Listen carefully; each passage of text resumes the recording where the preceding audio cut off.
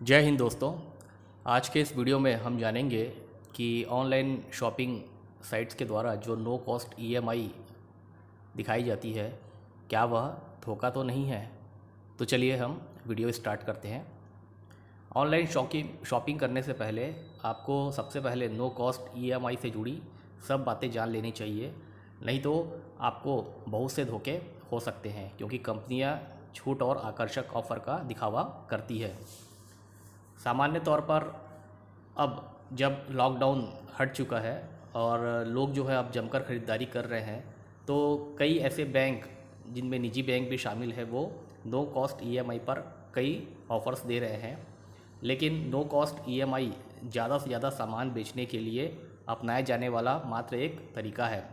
पहला तरीका यह है कि नो कॉस्ट ईएमआई पर आपको उत्पाद बिना किसी छूट के पूरी कीमत पर ख़रीदना होता है, और इसमें कंपनियां ग्राहकों को दी जाने वाली छूट को बैंक को ब्याज के तौर पर देती है। इसमें दूसरा तरीका यह है कि कंपनियां ब्याज की रकम को पहले ही उत्पादों की कीमत में जो है शामिल कर लेती है।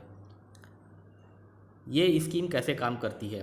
तो नो कॉस्ट ईएमआई को आमतौर पर 3 भागों में बांटा जाता है, जिसमें रिटेलर, बैंक और उपभोक्ता शामिल होते हैं। कुछ बैंक हैं जो उत्पादों पर नो कॉस्ट ईएमआई का विकल्प देते हैं।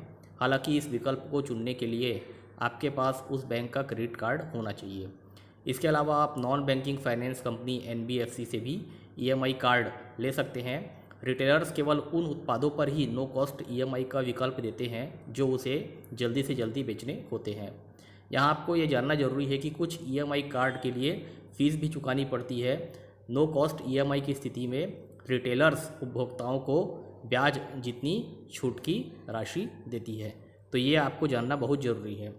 इसके अलावा नो कॉस्ट ईएमआई लेना चाहिए कि नहीं लेना चाहिए, तो HDFC bank, state bank of India, RBL, yes bank, axis bank जैसे कई बैंक हैं जो अमेजन और फ्लिपकार्ट जैसी ई कॉमर्स ऑनलाइन प्लेटफॉर्म पर उत्पादों को खरीदने के लिए नो कॉस्ट ईएमआई का विकल्प देते हैं। यहाँ पर यह बताना आवश्यक है कि अधिकांश मामलों में कैश पर छूट ईएमआई से अधिक नहीं होता है, इसलिए आप एक तरीके से कमाई कह सकते हैं। साथ ही पुराने स्टॉक जल्दी से जल्दी बेचा जा सके। और विशेषज्ञों का भी मानना है कि वाइट उत्पादों जैसे AC, mobile phone, fridge, washing machine के लिए इसी विकल्प को न चुने तो बेहतर है। यानी कि आप नो कॉस्ट ईएमआई को न चुनेंगे तो ये आपके लिए ज़्यादा अच्छा होगा। क्या कोई अतिरिक्त खर्च है? जब आप नो कॉस्ट ईएमआई स्कीम चुनते हैं और आप रिटेलर से उत्पादों को खरीदते हैं, तो हो सकता है कि उनके साथ जुड़े कुछ अग्रिम कैश डिस्काउंट आपको ना मिले, यानी कि आपको इसमें डिस्काउंट नहीं मिलेगा।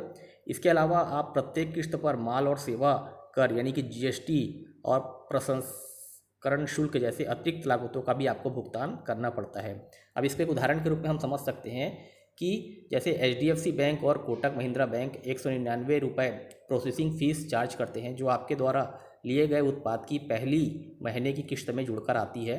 आपके कार्ड स्टेटमेंट में हर महीने उत्पाद मूल्य से अधिक आपकी खरीदारी पर जो है वो जीएसटी भी आपको देना पड़ता है। नो कॉस्ट ईएमआई स्कीम के लोन जाल से कैसे बचें? तो यह स्कीम उधारकर्ताओं और खरीदारों के लिए कर्ज का जाल बन सकती है। यदि आप समय पर किस्त जमा नहीं कर पाते हैं तो बैंक जो है पेनाल्टी के साथ आपकी किस्त पर अतिरिक्त चार्ज लेते हैं, जो महीने का 2 से 3.5% तक हो सकता है। बता दें कि गैर पारदर्शी ईएमआई योजनाओं को आरबीआई ने उनके गैर पारदर्शी शर्तें और छिपे शुल्क के कारण बंद कर दिया गया था। तो उम्मीद करता हूं दोस्तों आपको यह समझ में आ गया होगा कि ये ऑनलाइन शॉपिंग साइट्स की जो नो कॉस्ट ईएमआई है वह फ़ायदे से ज़्यादा नुकसान की देन है। इसलिए आपको नो कॉस्ट ईएमआई से बचना चाहिए। और यदि आपको ये वीडियो पसंद आया होगा तो वीडियो को लाइक और सब्सक्राइब ज़रूर कीजिएगा। धन्यवाद। जय हिंद।